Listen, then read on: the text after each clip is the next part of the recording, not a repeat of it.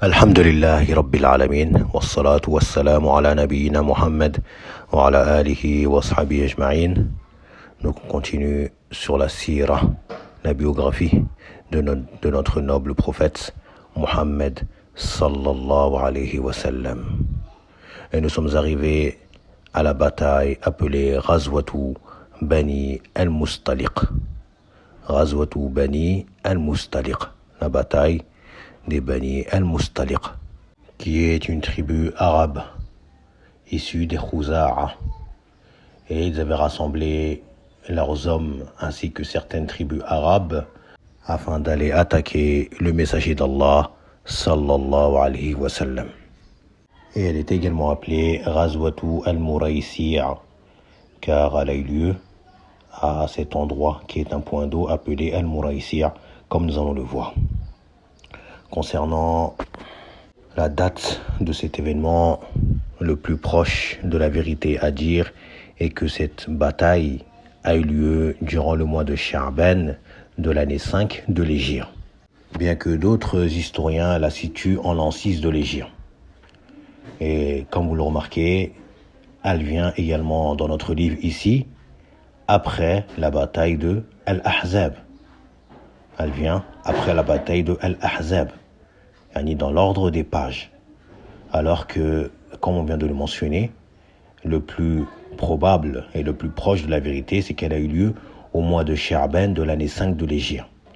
Alors que la bataille de Al-Ahzab, la bataille des coalisés des tranchées, que nous avons mentionnée il y a quelques cours de cela, a eu lieu au mois de Shawwal de l'année 5 de l'Hégire. Donc, la bataille des tranchées a lieu après la bataille des Bani al-Mustaliq. Le calendrier musulman, on a le mois de Sha'ban, qui est le 8e mois. Puis, on a le mois de Ramadan, qui est le 9e mois. Puis, on a le mois de Shawwal, qui est le 10e mois. Et cette divergence a lieu à cause de certains événements qui vont se produire, par lesquels on comprendra qu'il est impossible que cette bataille eut lieu après la bataille des tranchées des coalisés. Et on le verra au moment venu, Inch'Allah, afin de ne pas trop créer de confusion. Donc on garde en tête ce que nous avons mentionné comme étant le plus probable, à savoir que cette bataille de Bani al-Mustaliq a eu lieu au mois de Sha'ban, le 8e mois de l'année 5 de l'Hégire. Donc, ayant eu confirmation que cette tribu de Bani Mustaliq avait réuni des hommes et des troupes afin de s'attaquer au prophète sallallahu alayhi wa sallam, le prophète sallallahu alayhi wa sallam est donc sorti en direction de leur terre. Et il les a pris à l'improviste, au dépourvu, alors qu'ils étaient insouciants de la venue du prophète sallallahu alayhi wa sallam. Et arrivé à ce point d'eau, Al-Muraysi', eh bien, le prophète sallallahu alayhi wa sallam et son armée sont tombés sur eux. Bataille s'en est suivie, ils ont tué un grand nombre parmi les hommes et les autres ont pris la fuite, tandis que leurs femmes ainsi que leurs enfants et leurs biens ont été saisis par les musulmans. Et parmi les prisonniers, il y avait la fille du chef des Bani Mustaliq, à savoir Al-Harithu ibn Abi Dirar, cette fille qui s'appelait Juwayriyatu, qui lors du partage est tombée dans le lot du noble compagnon Thabit ibn Qais radiallahu anhu, qui a fixé un montant pour sa remise en liberté.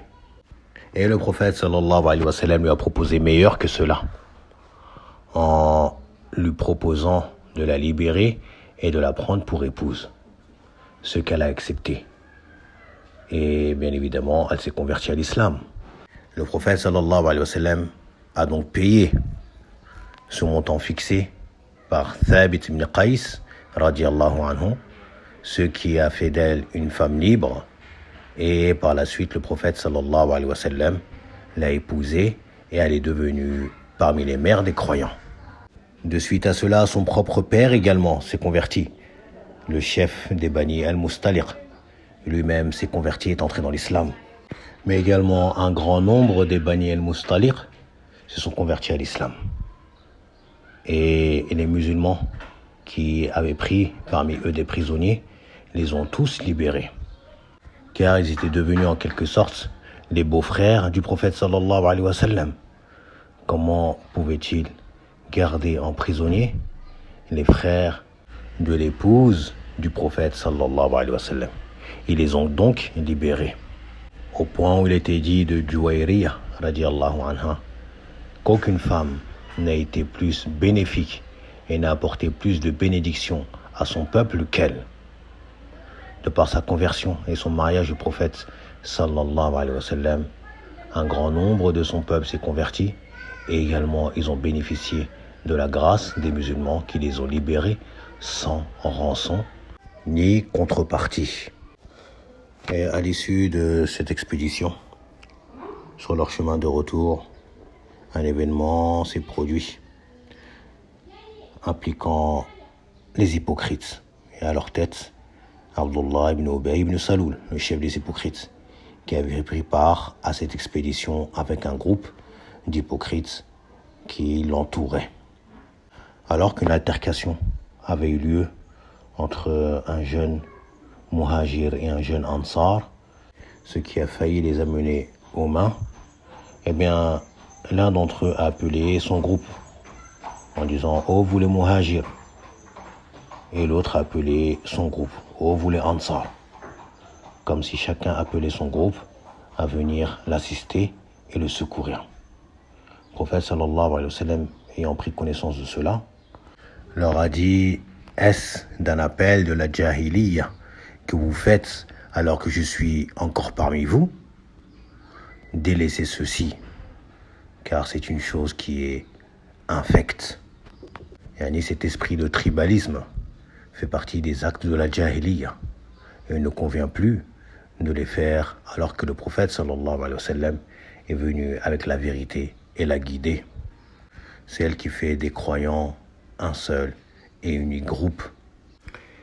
Et cet hypocrite, plutôt le chef des hypocrites, Abdullah ibn Ubay ibn Saloul, ayant pris vent de cet incident qui a eu lieu, s'est réuni avec ses comparses parmi les hypocrites et a commencé à les blâmer en leur disant « Tout ceci est votre faute.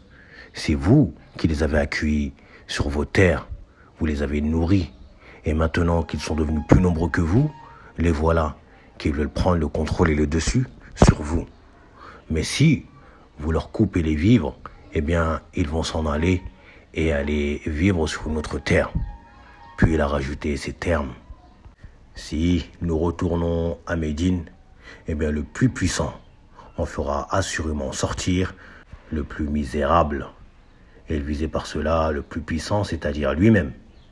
Et le plus misérable, il visait le messager d'Allah, sallallahu alayhi wa sallam.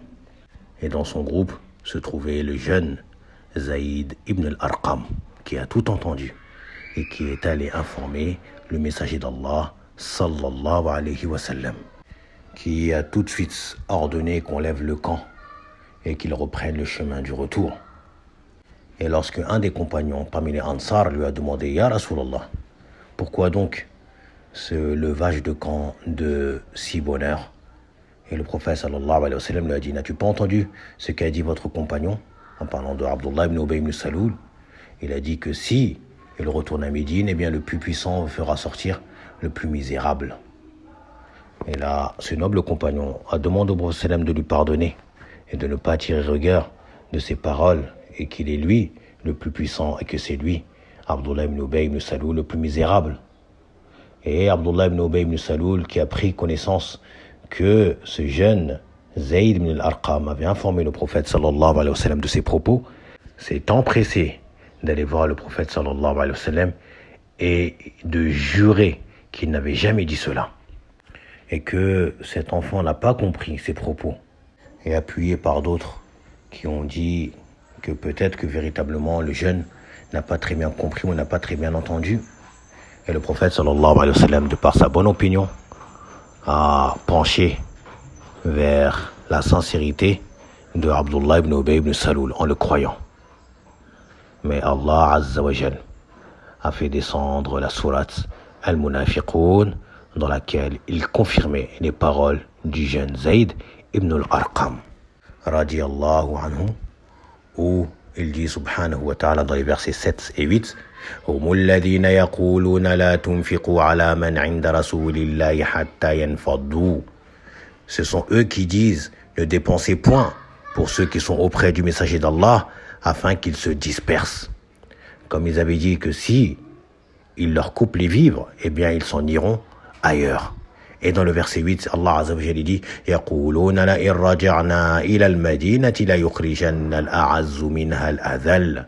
Ils disent si nous retournons à Médine, le plus puissant en fera assurément sortir le plus misérable. Allah a donc confirmé que cet hypocrite avait bien dit ces paroles-là. Omar ibn al-Khattab qui a demandé l'autorisation au prophète sallallahu alayhi wa sallam de faire tuer cet homme.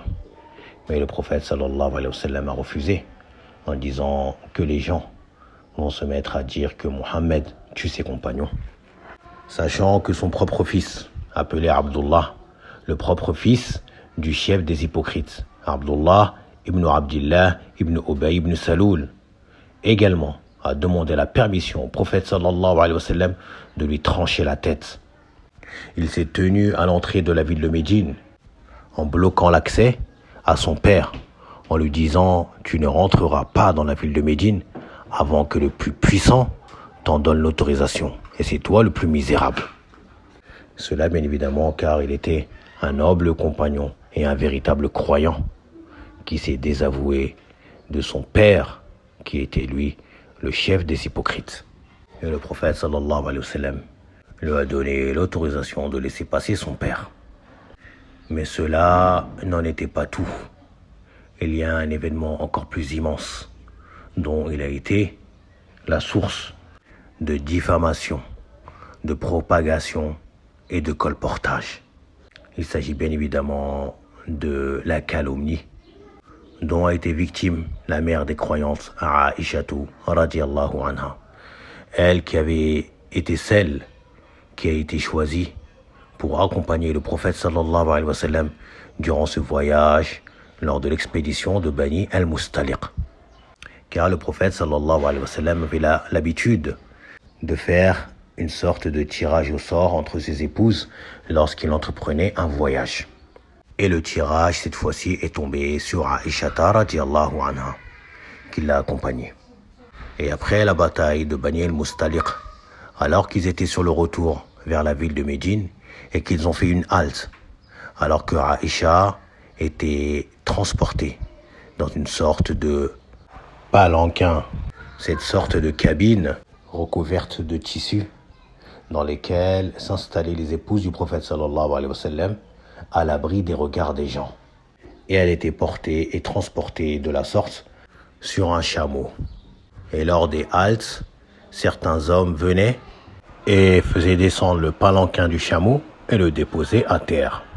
Et au moment du départ, ils reprenaient le palanquin qu'ils déposaient sur le dos du chameau pour reprendre la route. Alors qu'en matinée, ils ont fait cette halte et qu'ils ont fait descendre ce palanquin du chameau. Et que Aïcha radiallahu anha a saisi l'occasion d'en sortir pour aller faire ses besoins à l'abri des regards des gens. Puis sur son retour, elle s'est aperçue qu'elle avait fait tomber un collier que sa sœur Asma lui avait prêté. Donc elle est retournée sur ses pas à la recherche de ce collier. Et une fois avoir retrouvé ce collier, en venant, elle n'a pas retrouvé la caravane. Ils avaient déjà pris la route. Comment cela? Car les hommes qui étaient chargés de porter ce palanquin ont porté ce palanquin d'un seul coup, sans se rendre compte de la légèreté du palanquin, ni n'ont ressenti la non-présence de Aïcha à l'intérieur de ce palanquin. Sachant qu'à l'époque, Aïcha, comme mentionné dans beaucoup de récits, était âgée d'environ 14 ans. Elle avait près de 14 ans. Et elle n'était pas une femme de corpulence portante. Donc son poids n'a pas été ressenti par les hommes comme étant présente ou non présente. Donc ils ont pris le palanquin, pensant à Aïcha à l'intérieur, ils l'ont installé sur le chameau et ils ont pris le chemin du retour. Et Aïcha est arrivée sur le lieu du campement et n'a trouvé personne. Qu'est-ce qu'elle a fait? elle s'est assise en attendant, se disant que forcément ils vont se rendre compte de son absence et vont faire demi-tour pour aller la chercher. Et là, assise, le sommeil l'a gagnée. Et elle s'est endormie, radiyallahu anha, alors qu'elle était entièrement couverte. Alors qu'elle était ainsi, est arrivé le noble compagnon Safwan ibn al-Mu'attal, radiyallahu anhu, qui, comme il est mentionné, avait pris du retard sur l'armée, s'étant endormi, étant, comme il est mentionné dans sa biographie, une personne qui avait le sommeil lourd. Il était endormi, donc il avait pris du retard sur l'armée. Donc il est arrivé et il a trouvé Aïcha allongée en train de dormir. Et il a dit « Inna lillahi wa inna ilayhi raji'un » ce qui a réveillé Aïcha radiyallahu anha. Et il a dit « La femme du prophète sallallahu alayhi wa sallam » c'est les seuls mots qu'il a dit.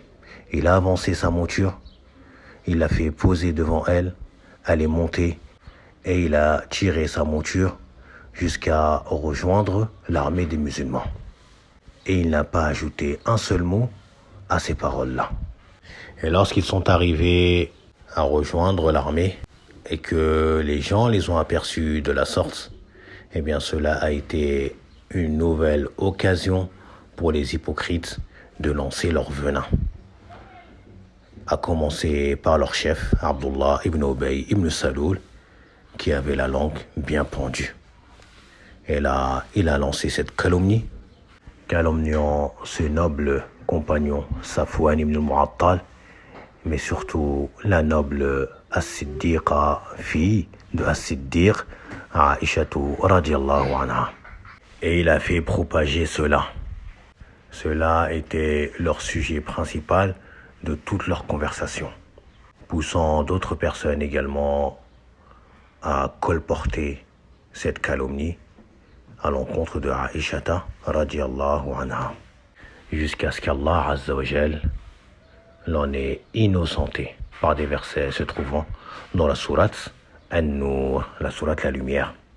Mais avant cela, la situation a été pénible et a causé du tort au prophète sallallahu alayhi wa sallam, mais également à Aïchata radiyallahu anha, ainsi qu'à ses parents et les proches compagnons fidèles du prophète sallallahu alayhi wa sallam.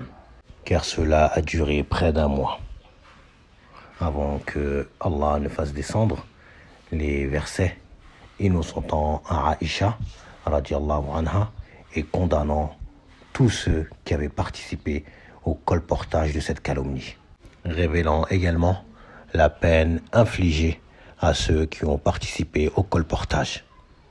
Et tout ceci de par sa sagesse ainsi que de sa science infinie, subhanahu wa ta'ala.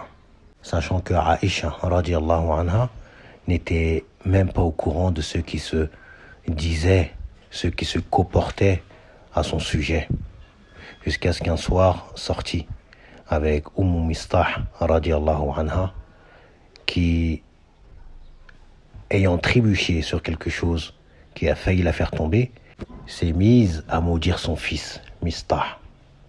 Et Aïcha lui a dit « Mais quelle mauvaise parole, comment peux-tu maudire ton fils ?» Et là, elle lui a dit « Ne sais-tu pas ce qu'il a fait ?»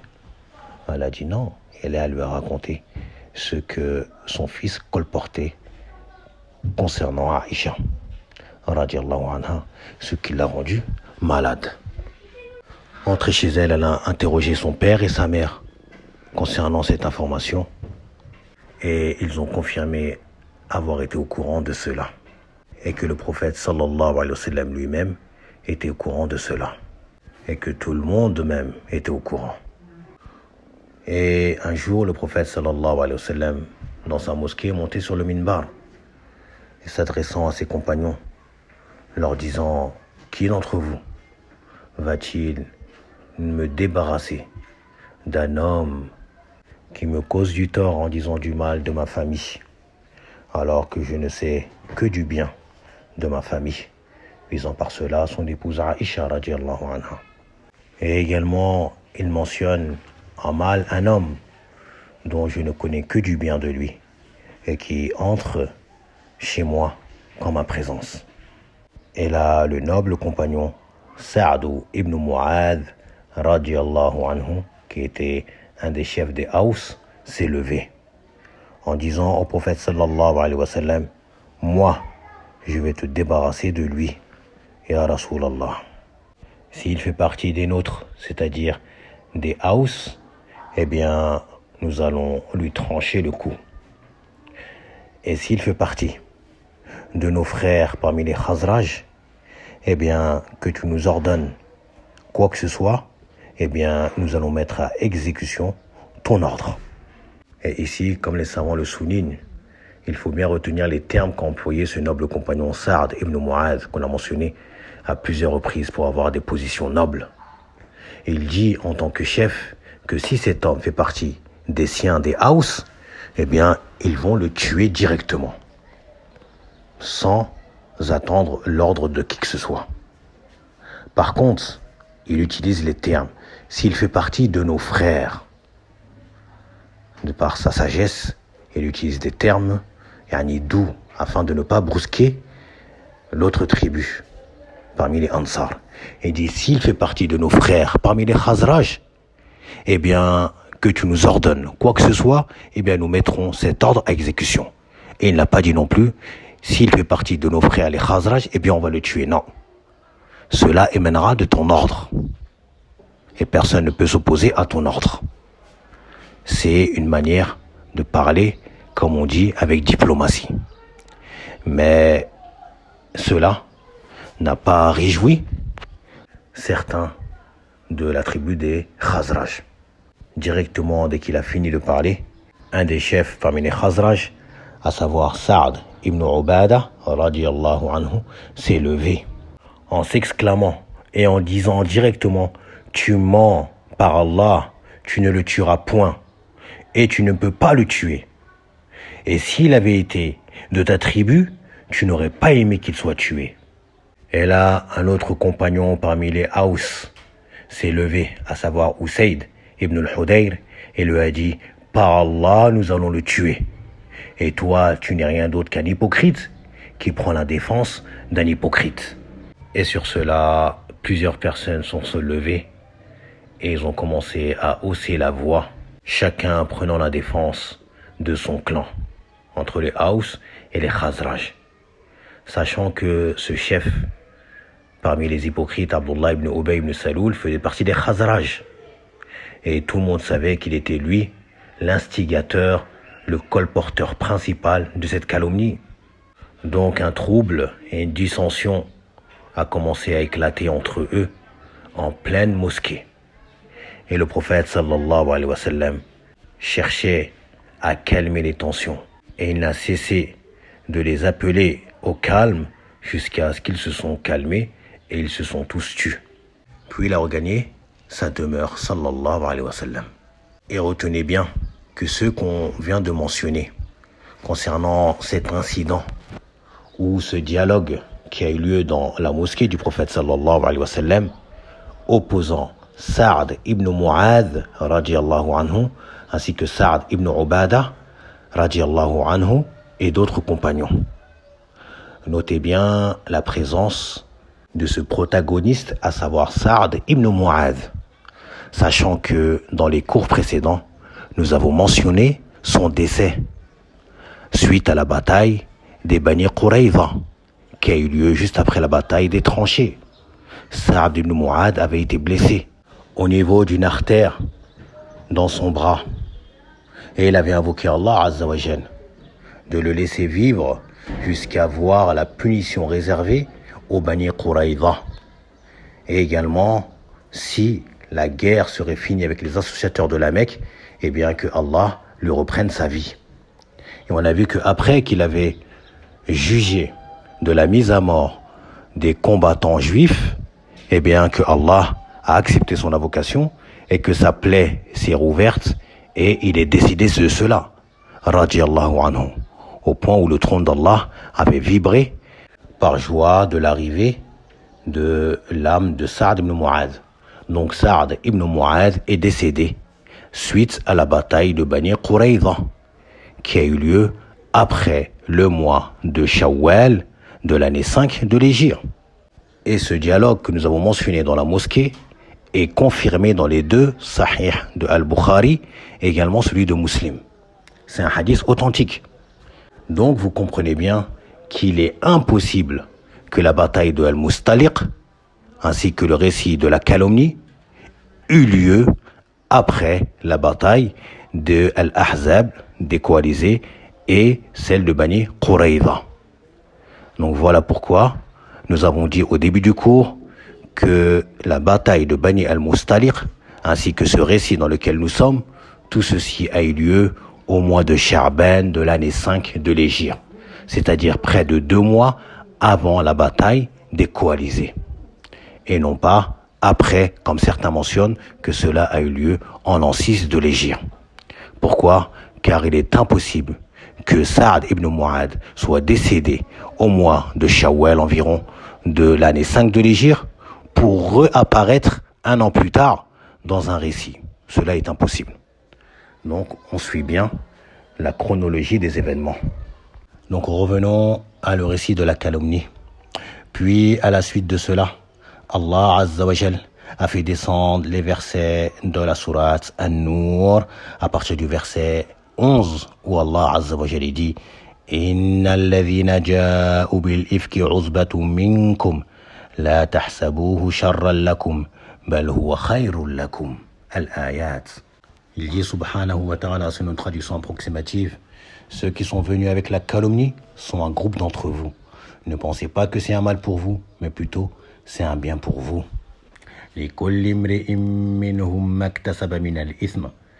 À chacun d'eux ce qu'il s'est acquis comme péché.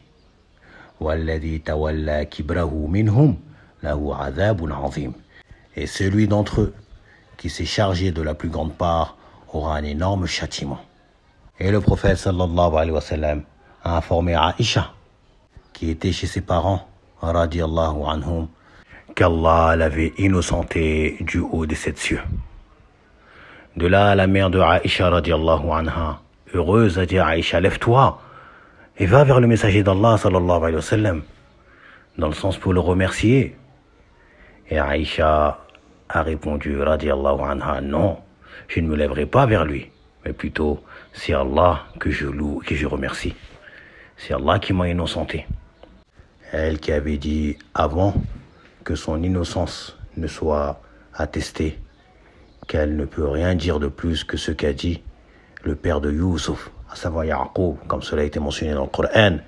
Fasabrun jamil, belle patience me reste-t-il.